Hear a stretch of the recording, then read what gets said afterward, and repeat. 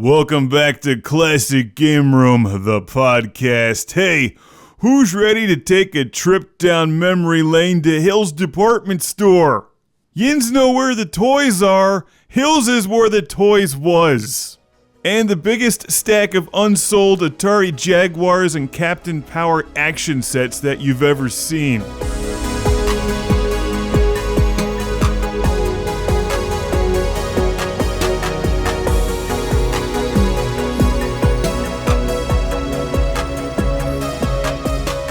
Hopefully you caught the new Classic Game Room review this week on Operation Wolf, the arcade game. One of the greatest arcade games, and do you know where I first played Operation Wolf? That's right, Hill's department store. Do you remember department stores that weren't just Walmart and Target? There used to be a whole bunch of them. Hill's, Zehrs, like Doll Kempers. Remember that one? We had Ames. Like every place around the country had their own like department store chains.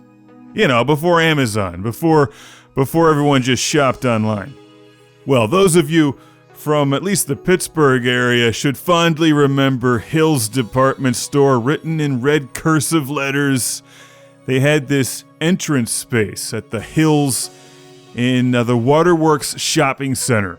It's now a Walmart, because of course it is. But back in the 80s, I guess we must have gone to Hill's a lot, because I have fond memories of it. Many fond memories of it, in great detail. My mom must have just dropped me off in the entranceway while she did her shopping at Hill's. And this was like better than an amusement park, because amusement parks have dumb rides and lines, but Hill's had popcorn and arcade games. And you're like, other places have arcade games. Yes, this is true, but let's talk about the arcade games that Hill's had back in the 80s. The arcade games that I grew up on, which shaped me and formed me into the responsible man that I am today, recording a podcast. In the future, we're talking about Rolling Thunder. That's right, one of my favorites. Xenophobe. How about some Outrun? That's right, they had Outrun. And Operation Wolf. Among others that I just can't remember offhand. Those are the ones that really stick out, and I've reviewed most of these games over the years. I even had a Rolling Thunder machine for a while. To be honest, my favorite of the bunch, well, it's probably Outrun. But second favorite is Operation Wolf. It's hard to beat Outrun, come on. Outrun is pretty awesome. Sadly, Hill's is no more, and the Operation Wolf arcade machine is no longer in that entrance space, which is now just it sucks now. But thankfully, my good friend Mike has a wonderful collection of arcade games, including Operation Wolf and a fridge full of beer, so boy did we have a good time. Accidentally shooting nurses and intentionally throwing back some Iron City.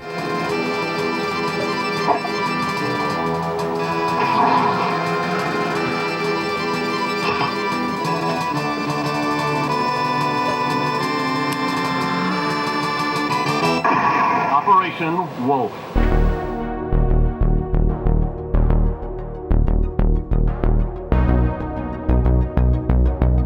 You see, department stores like Hill's and Ames were magical.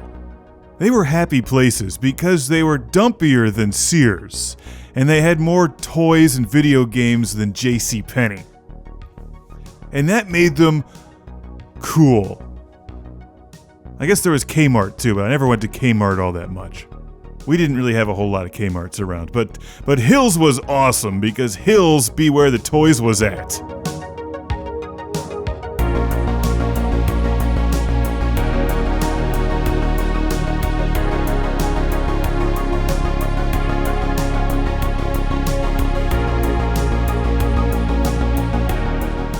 Literally, I just remember walking down the toy aisle and just seeing everything I ever wanted, like G.I. Joes, Transformers. Like I can kind of date this stuff in my head to the toy lines, like Jace and the Wheeled Warriors. And like on the other side of the store was the video game department. Like toys were back left, games and electronics were front right. I can't remember what I did yesterday, but I can remember this. The game section was incredible because this was like It must have been like 1989 or so that I'm really remembering a lot of this, because it was like the Sega Genesis, Atari Jaguar. I remember they had the Captain Power sets, and I always wanted one of those. I never had a Captain Power, but that was, many of you Gen Xers should remember this. That was the TV show where you had the little plastic spaceship light gun thing, and you'd shoot these glowing pink things on robots that were like attacking the humans in this live-action dystopian TV show, which was really cool. I think it was Captain Power and the Soldiers of the Future. Look that one up. You could watch the show without the gun, but it was expensive, so I never got that. But I'm trying to remember what games I might have got at Hills versus like Babbage's and Electronics Boutique. Like those were in the mall. So again, going back to the Pittsburgh, that was Ross Park Mall, where I picked up my Sega Genesis in 1989 at Babbage's on the top floor, which I think is now a J. Crew or something. It's so sad. At least it used to be. I haven't been to the mall in like a decade, and well, I don't miss it. Ross Park also had Electronics Boutique and Pocket Change, the arcade. I think it was Pocket Change. When you run into a fellow Gen Xer these days, the question isn't you going down to Dawnsies or Chauncey's. The question is, which arcade did you frequent in which mall? Because, we had Ross Park, you had Monroeville Mall, Century 3 Mall, Northway Mall, and they each had their own arcades. In fact, pretty much everywhere had arcades. Hills had arcades. There's this bar and restaurant that my parents went to in Millvale, like right after you get off 28. It's on like the main drag if you're going to Grist House. Breweries are the new toy aisles for me. This is how I can date and locate things. Which brewery is it next to? It's like, where was Optimus Prime on the shelf? Where's Grist House? Same thing, same place in my mind. I forget what it is now, but the building is still there, and I think it might still be a restaurant, but this place was just kind of like a dark pub, bar and grill kind of place, but they had Arkanoid. And then there was another one in Oakmont that had Pac-Man and Ms. Pac-Man, I think, side by side. I think that was Cafe Monaco. When the Harmer bowling lanes opened in the early 90s, 80s, I don't remember. They had Street Fighter 2, Stunt Driver. They had a whole bunch of good games there, actually. Pinball machines. That place is like some sort of family amusement center now. So arcade games were a thing, man. Back in the 80s, early 90s, loved them. But department stores, like that's an experience that'll never come back. I kind of had a flashback to those fun walks down the aisle in Hills back in the day when I was at Costco. I know, they're nothing alike, but my wife hates Costco. So if there's anything we need to get, she sends me because she knows that I have some strange fascination with Costco and the food samples and the $1.50 hot dogs. I don't like shopping at all, but for some reason I don't mind wandering aimlessly through Costco. There must be some sort of drug they pump through the vents. Maybe it's the lighting, I don't know. I was just walking through there and it had this flashback, oh, remember that time I was walking through the toy section and really wanted this Jace and the Wheeled Warriors toy. And I think I remember this specifically because I was I'm gonna buy this. My mom was super annoyed at me and wouldn't let me. I was like, gosh, moms are the worst. And then she got it for me for Christmas or something, so. Moms aren't the worst. They're okay sometimes.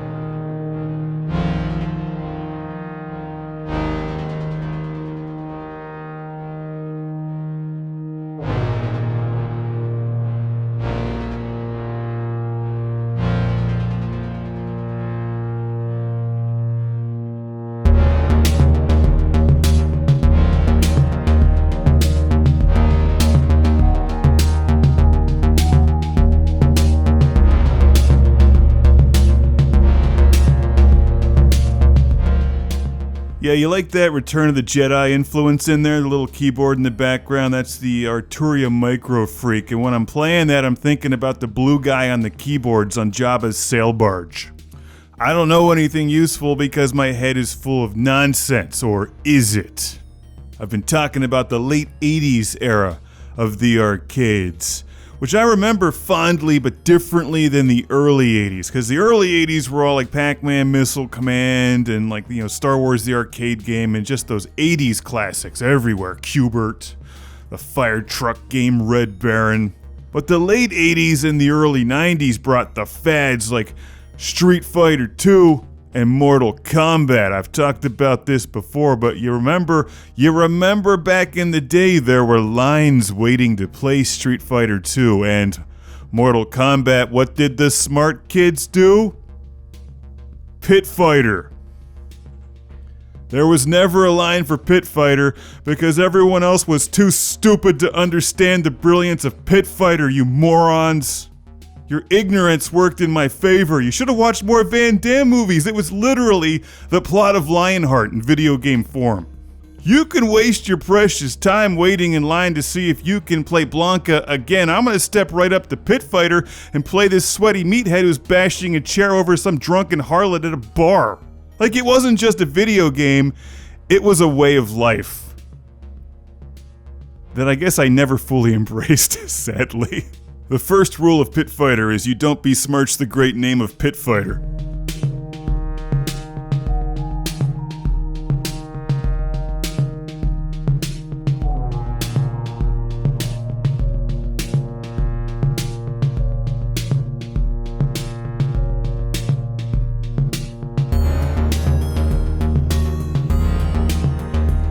The second rule of Pit Fighter is to play more Pit Fighter. You know, I don't think I ever got the arcade machine on Classic Game Room. Over 25 years. Still haven't gotten the Pit Fighter machine on there, though I covered it on the Sega Genesis and the Lynx. I tried to buy a Pit Fighter arcade game years ago, but those things are kind of expensive. They were a decade ago too, and they're really heavy and hard to ship. Pit Fighter is one of those three-person games like Rampage. They're big. You need a big arcade game to contain all of the testosterone and sweat in Pit Fighter and hair gel.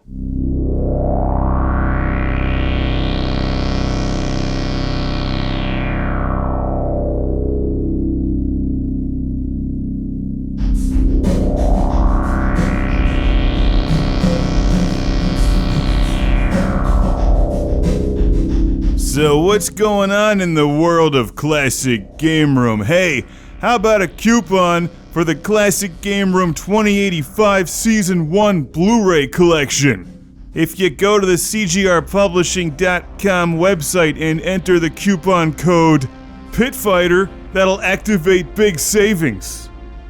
Huge, sweaty savings.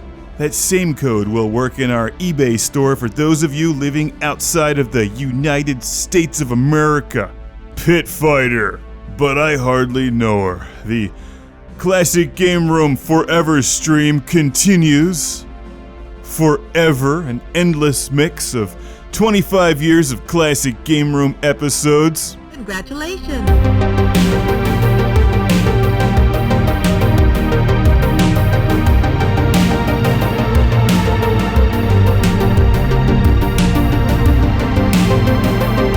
Like, I'm sorry, did I just see that they're remaking Roadhouse? Are you kidding me? Like, Roadhouse does not need to be remade, it's just fine the way it is. This is the problem with the internet. People say they want new things, but then they can't find new stuff, so they just keep remaking old stuff and just screwing it up. Though this does bring up a question. Did they ever make a video game based on Roadhouse? I feel like that would be the perfect NES game. Maybe they made it, I don't know, but like they made Lethal Weapon into a game, they even turned Platoon into a video game. But Roadhouse would be an awesome side-scrolling beat-em-up combined with like a monster truck action driving game. Think about that. If it hasn't been done yet, someone make this happen. Someone make this a thing and animate Swayze's mullet as he's walking. Like that, he's just a beautiful head of hair on that guy. What's going on in the world of Classic Game Room is you're getting some new Classic Game Rooms. How's that? Got Operation Wolf this week and some Atari games. Before that, I could talk content creator strategy, but I did that last week, so now it's boring. The show is running at the pace at which it's running, and that's that. I decided I'm not doing any cons this year, so I put that all on hold and I had to scale back the pinball road trips, but there's plenty of pinball and arcade games in a relatively small radius these days, and I've got a GoPro and a clippy thing to clip the GoPro onto the things that need to have the GoPro clipped onto them and filmed by the GoPro to get in Classic Game Room. Need to breathe at the end of that. The entire rest of my schedule is Omega Ronin. Kick it!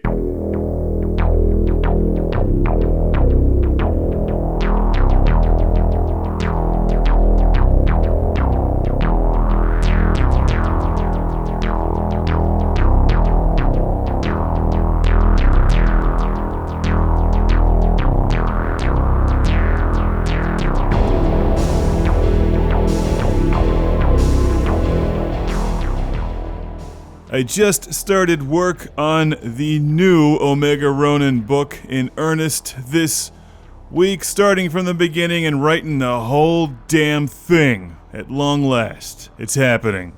I'm putting together a pre-launch, special edition, limited edition package that includes a double disc blue vinyl which sonically details the backstory of the events taking place prior to the book.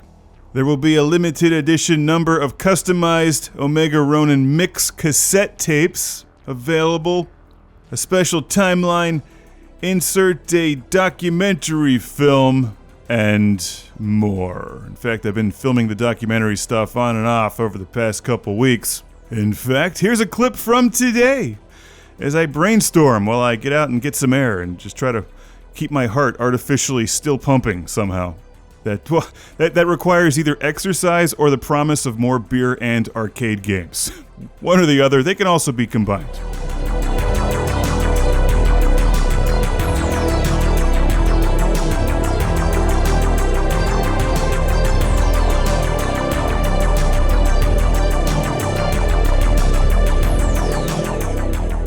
So I just wrote the part earlier today where they do that quantum jump, and I might change this term by the time the book is done, so you'll probably know what it is, where they jump into the nebula to escape the murderous armada of robots which are chasing them.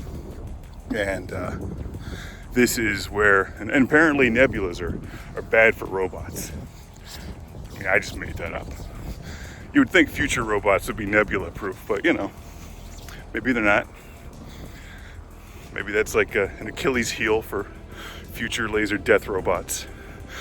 But, the ship jumps into the nebula, and this is where they're going to discover Omega Ronin and the future of music from the 1980s in a very roundabout way.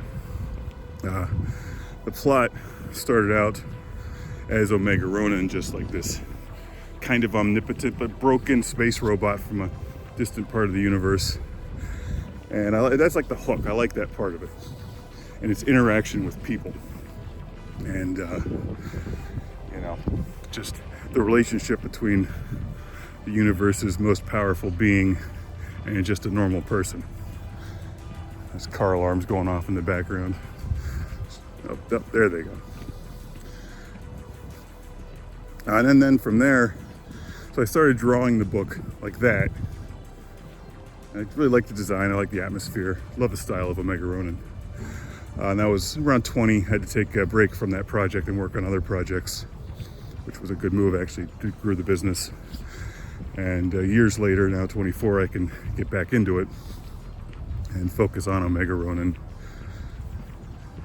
But I've also added some other elements to the storyline, including a little bit of Turbo Volcano, which was a project I had years ago. I used the name for a different electronic music project as well, but the Turbo Volcano concept was like an 80s hair metal band in the year 5000 who by night they rocked, but by day they assassinated people as mercenaries. So that kind of worked its way into Omega Ronin in a less goofy way. I also had this plot for something called Disco Laser Force, which was the future of Earth, and the only things remaining were durable sex robots. Probably should have worked on that one. That's a good storyline.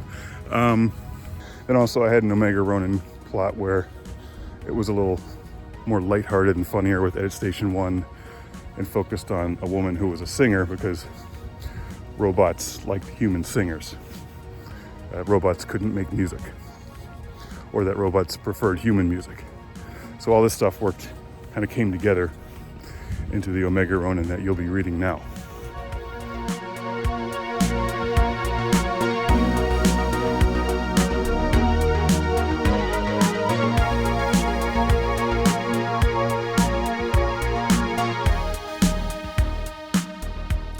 What's exciting about Omega Ronin is that it's a multifaceted project that spans numerous forms of media, but also I'm creating something new.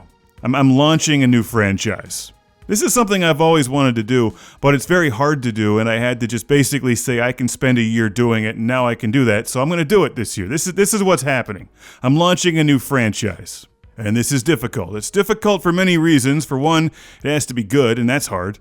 And I need to create a bunch of new characters. That's not easy, and these characters have to stick around for a while, and then I'm creating the universe in which these characters live, and having to tell a story that leads to more stories all within this universe.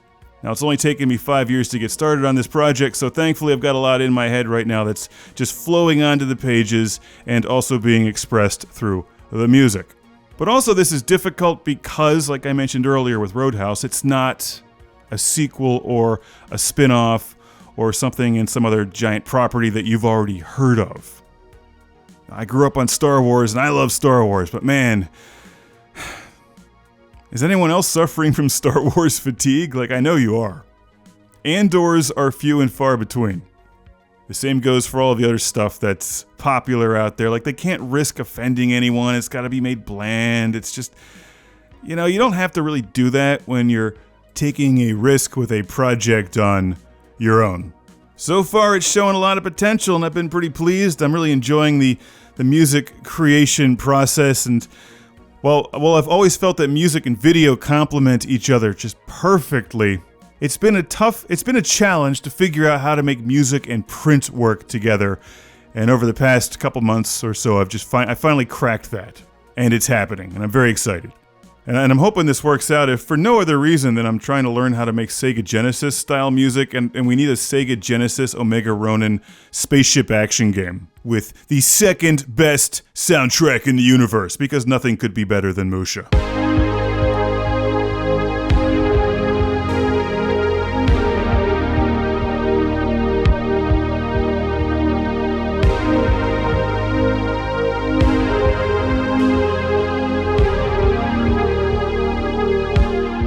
Alright, well I think that's all I got time for today. Don't forget the code PITFIGHTER on cgrpublishing.com for the Blu-ray set. Also works on the eBay store, which is CGR Empire. It might even work on one or two other things, so you'll have to poke around a bit. Hopefully you've enjoyed the new Classic Game Room videos and the Forever stream. Lots of new Omega Ronin stuff inbound as well. Sometimes I gotta stop and kind of reset my brain with the videos and the shorts and the TikToks and all that stuff.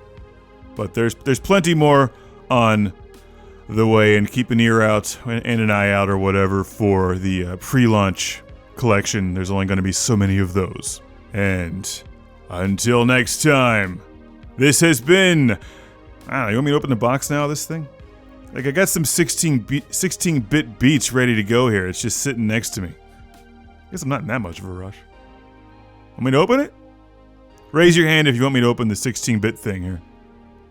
I see some hands up. Okay. Oh, alright. Yeah, I'll open this thing up. Ooh, okay. I just opened the packaging and pulled out the box. This looks like something that could be on the shelf at Hill's department store in 1989. Could do a video unboxing, but that's so 21st century. I'm living in the future. So I'm doing an audio unboxing. Here, you want to hear this? It's my fingernails trying to get the foam piece out of there. Oh. Oh, hello. I guess you'll just have to keep watching some videos to see what I'm doing one of these days. Come on out of there. Why don't you come out and talk to Big Papa? Whoa. It's got that new synthesizer smell. It smells like... well, plastic. And victory. Alright, now I just need some power for this thing. Does it run on D-cell batteries? No. Ton of double A's though, which I don't think I have, so... where's my power thing that's running the Volcas? There you are.